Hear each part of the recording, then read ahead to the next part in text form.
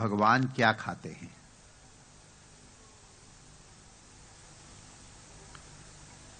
भगवान क्या करते हैं और भगवान का स्वभाव क्या है।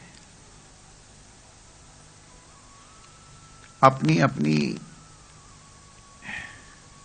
बुद्धि के अनुसार, अपने अपने संस्कारों के अनुसार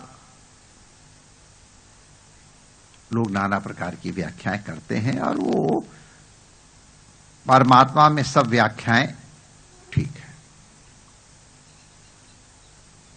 लेकिन गीता में भगवान स्वयं अपना स्वरूप बताते हुए और इन प्रश्नों का उत्तर देते हुए कहते हैं, भोक्तारम यज्ञ तपसाम सर्वलोक महेश्वरम सुहृदम सर्वभूतानाम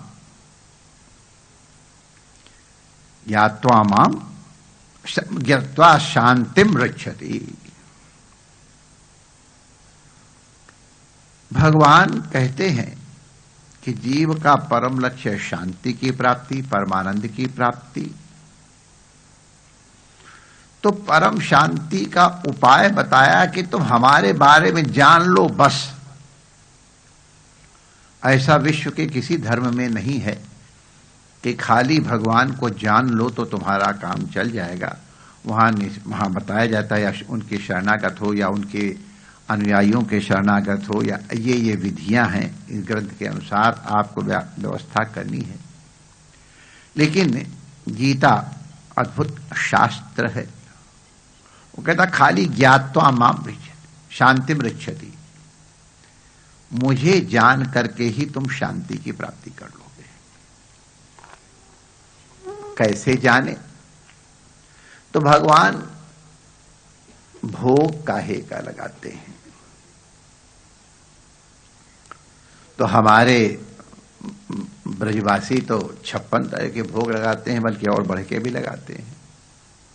कोई केले का छिलका भी लगा देता है, कोई बेर खिला देता है, झूठे झूठे, कोई खिचड़ी ही खिला देता है, और भगवान सब खाते हैं। ये हम लोगों ने कथा सुनी है। लेकिन गीता में भगवान कहते हैं, मैं भोक्ता काहे को हूं? तो यज्ञ तपसाम, यज्ञ और तपस्या ये मेरे दो भोजन हैं और जो मुझे बड़े प्रिय हैं। भोक्तारम, भोगने वाला, यज्ञ तपसाम। तो यज्ञ किसे कहेंगे? तो यज्ञ का तात्पर्य है प्रदान करना, सबको प्रदान करना। अगर हवन को ही माध्यम बनाओ तो हवन में जो सेवा कर्मी हैं उनको पंडाल बनाना है, उनको मंडप बनाना है, लकड़ी इकट्ठी करनी है, लिपाई करनी है, वेदी बनानी है, तो यज्ञ के माध्यम से उनको प्राप्त होता है। दुकानदार भाइयों को वो जब घी देते हैं, तंदुल देते हैं, तिल देते हैं, शर्करा इत्यादि देते हैं, कपड़ा इत्यादि देते हैं, उनका भोग हो जाता है। रक्षा के लिए, आओ माय डियर, तुम्हारा स्वागत है। वाह वाह वाह। तो रक्षा के लिए भी जो लोग नियुक्त होते हैं उनको भी भोग प्राप्ति होती है। और ब्राह्मण देवता, कोई अध्वर्यु है, कोई हवन करता है, कोई ब्रह्मा है, तो कोई मंत्र पाठ करता है, तो ये सब करने वालों को ही भोजन होता है। तो ये इन सब रूपों में भगवान ही भोगता है। ये एक सामान्य स्वरूप बताया गया कि आप जो भी दे रहे हो वो भगवान के लिए दे रहे हो। यद करोसी यदश्नासी यद जुहोसी ददासी यत, ये सबका सब मम अर्पणम करो, ये यज्ञ हो गया। माने अपना अभिमान राहित्य पूर्वक भगवत सेवार्थ जो भी प्रदान किया जाता है वो यज्ञ है। और तपस्या का तात्पर्य है हम अपनी आवश्यकताओं को न्यूनतम कर लें। अपनी आवश्यकताओं का न्यूनतम करने का तात्पर्य अपनी वासनाओं को न्यूनतम करें।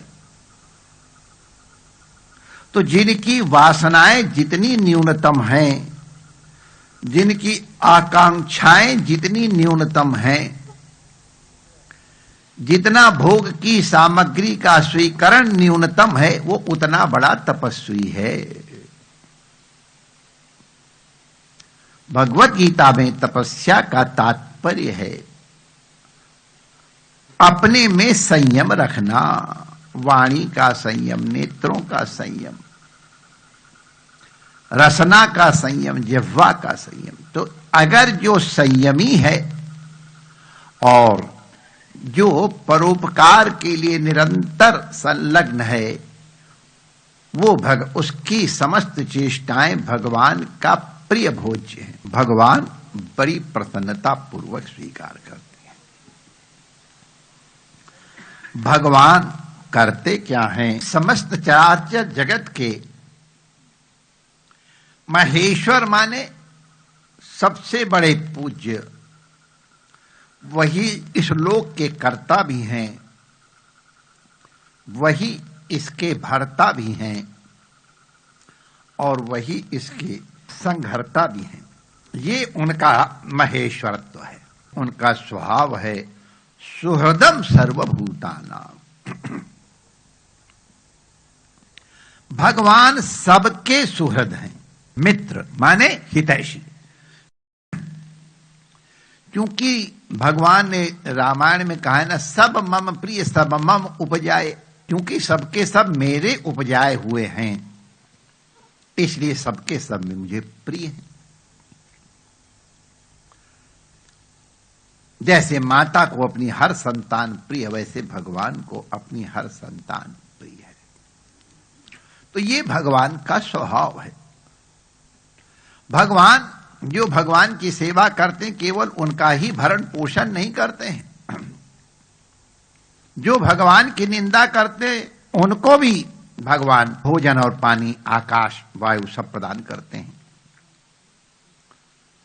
जो उनकी निंदा करते हैं उनको भी निंदा करने की सामर्थ्य आखिर मिलती तो भगवान से। भगवान कोई पक्षपात नहीं करते हैं कि ये मेरी पूजा कर रहा है तो इसको ये, और ये हमारी निंदा कर रहा है तो इसके संग, ऐसा नहीं। आहार विहार मैया सबको जैसे देती है, ऐसे भगवान भी सबको आवश्यकता की अनुसार आपूर्ति करते हैं।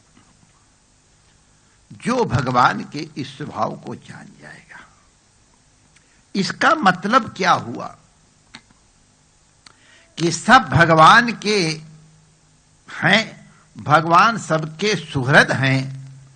भगवान तो इसलिए भगवान से अधिक अगर हम भगवान के जनों को मानेंगे, उनकी सेवा करेंगे, तो वो भगवान अपनी सेवा स्वीकार करके अति प्रसन्न होंगे।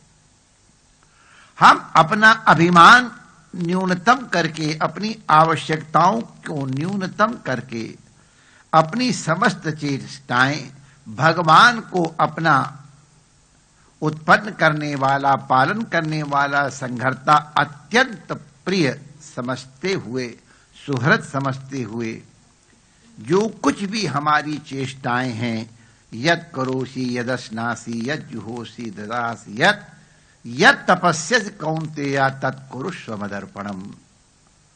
तो भगवान का अगर स्वभाव मालूम पड़ जाए, उमा राम स्वभाव जहि जाना, ताहि भजन तजे भाव न आना।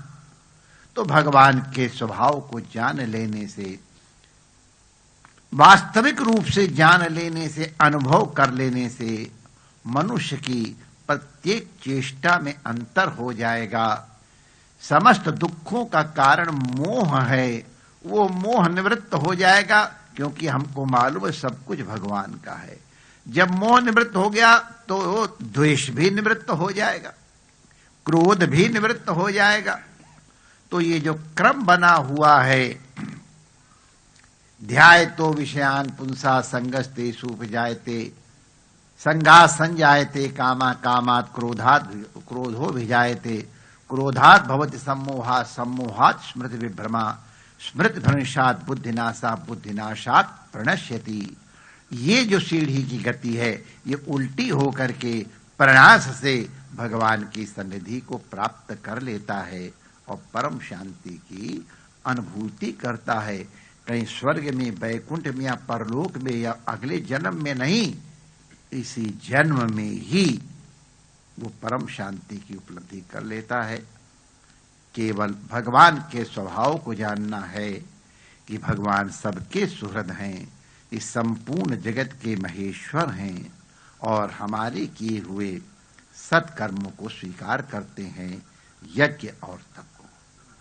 परमात्मा आप सबके हृदय में अंतर्यामी रूप से विद्यमान है। केवल इस प्रकार से उनको जान करके आत्म कल्याण का मार्ग प्रशस्त करें। परमात्मा आप सबका मंगल करे। जय श्री कृष्ण।